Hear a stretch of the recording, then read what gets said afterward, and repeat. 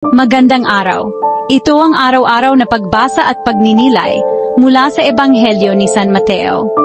Chapter 24, verses 42 to 51. Kaya't magbantay kayo, sapagkat hindi ninyo alam kung anong araw darating ang inyong Panginoon. Tandaan ninyo ito, kung alam lamang ng puno ng sambahayan kung anong oras darating ang magnanakaw, siya'y magbabantay. Kaya't lagi kayong maging handa, sapagkat darating ang Anak ng Tao sa oras na hindi ninyo inaasahan. Sino ang tapat at matalinong alipin? Siya ang pinapamahala ng kanyang Panginoon sa sambahayan upang magbigay ng kanilang pagkain sa takdang oras. Mapalad ang alipin na madaratnan ng kanyang Panginoon na gumagawa ng gayon kapag siya'y dumating. Sinasabi ko sa inyo, pamamahalain siya ng kanyang Panginoon sa lahat ng kanyang ari-arian. Ngunit kung masama ang alipin na iyon at sabihin niya sa sarili, matatagalan pa ang aking Panginoon, at siya'y magsimulang mambugbog ng kanyang kapwa alipin, darating ang Panginoon ng aliping iyon sa araw na hindi niya inaasahan at sa oras na hindi niya alam. 51 Parurusahan niya ang aliping iyon ng buong higpit. Ito ang teksto. Ngayon, titingnan natin ang konteksto at kahulugan. Ang talatang ito bahagi ng Olivet Discourse, sinabi ni Jesus sa kanya mga alagad tungkol sa paghahanda at wakas. Ano ang ibig sabihin ng magbantay at tapat na alipin? Para sa atin ngayon, susuriin natin ang simbolismo at koneksyon sa buhay araw-araw. Manatiling kasama ang puso, susunod, kasaysayan at simbolismo. Konteksto at simbolismo, simulan natin. Unang punto, pinagsabihan ni Jesus ang kanyang mga alagad habang nasa bundok ng Olives, isang seryosong talumpati tungkol sa paghahanda. Ang konteksto, mga tanong tungkol sa wakas, ngunit ang pagtuturo ay higit sa propesya, tungkol sa pang-araw-araw na katapatan.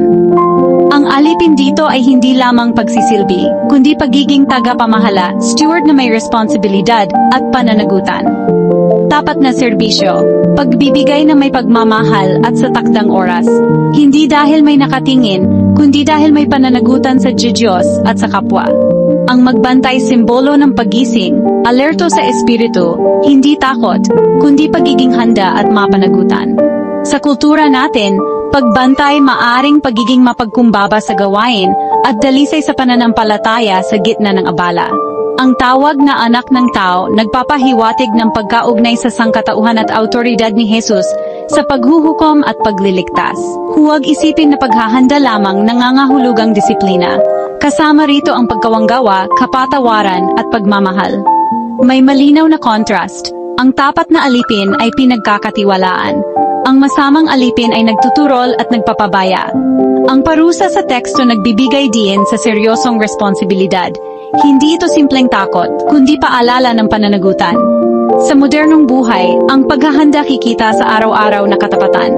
Pamilya, trabaho, serbisyo komunidad.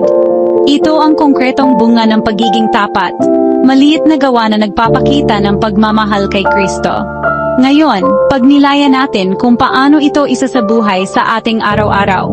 Pagninilay at panalangin, tapusin natin sa panalangin at hamon sa aksyon. Paninilay, tayo ba'y tapat na alipin?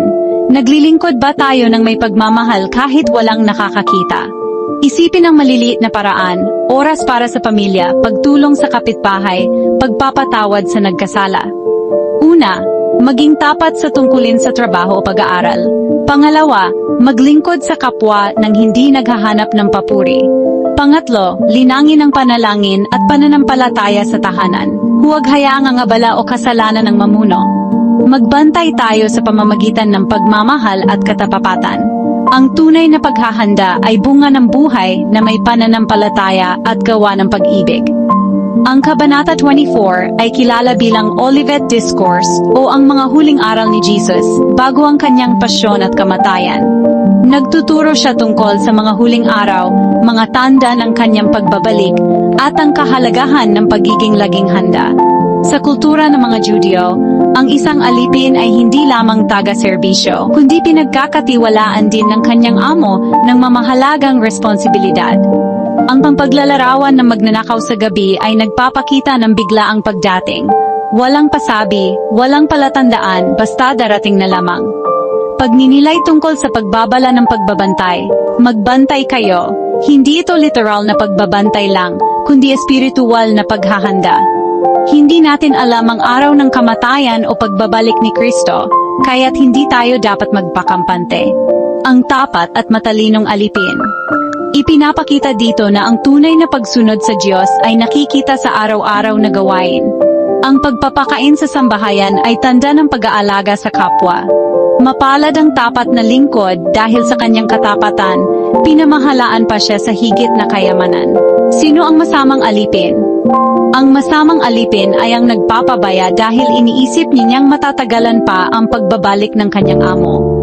Siya ay nananakit ng kapwa, nakikisama sa masasama at nagpapakalulong. Ito ay babala sa atin. Ang kawalan disiplina at katapatan ay hahantong sa kaparusahan. Ano ang mensahe para sa ating panahon? Sa modernong panahon, marami ang abala sa trabaho, negosyo o social media. Ngunit tanong, handa ba tayo kung sakaling dumating si Kristo ngayon? Hindi sapat ang panlabas na relihiyon. Ang tunay na sukatan ay, nakikita ba ang pagmamahal, katapatan, at kabutihan sa ating araw-araw na buhay? Mga gawain na may kaugnayan sa ating buhay. Sa pamilya, pagiging tapat na magulang o anak kahit walang nakakakita. Sa trabaho, pagiging matapat kahit walang boss. Sa lipunan, paggawa ng kabutihan kahit hindi tayo sikat o kilala.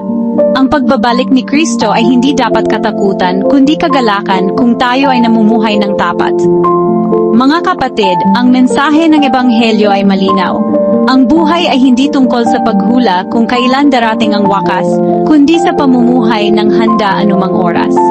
Kung nagustuhan ninyo ang ating pagninilay ngayon, huwag kalimutang i-like, i-share, at mag-subscribe para sa mas marami pang malalim na pagbabahagi ng salita ng Diyos.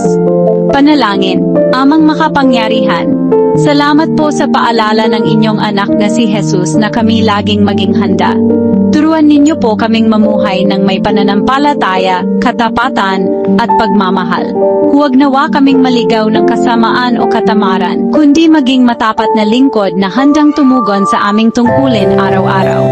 Puspusin ninyo po kami ng Espiritu Santo upang sa pagbabalik ng Panginoon ay matagpuan ninyong tapat at mapaglingkod ang aming puso. Sa ngalan ni Jesus, aming Panginoon. Amen. Kung nakatulong ito, mag-subscribe at i-share. Maging tapat, maglingkod, magmamahal, paalam at pagpalain kayo ng Diyos.